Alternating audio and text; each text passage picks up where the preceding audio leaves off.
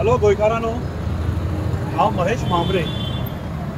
Smart सिटीचे जे project चालू आसा पणजेन, हो आतां मेन आमचो चर्च स्क्वेराचो हो जागो.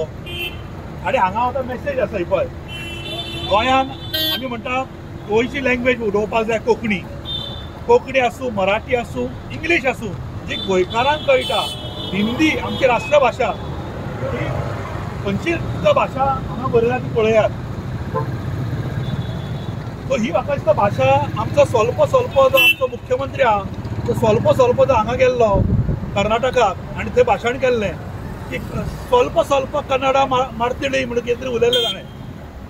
सो ताका जी भाशा समजता आसतली मुख्यमंत्र्याक.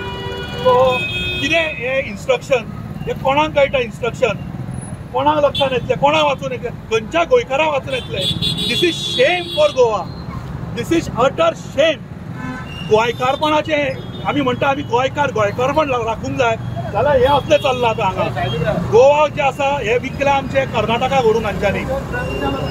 आतां अर्दो पार्ट कर्नाटका आनी अर्दो पार्ट खंयचो महाराष्ट्रा व्हरतलो काय म्हणून.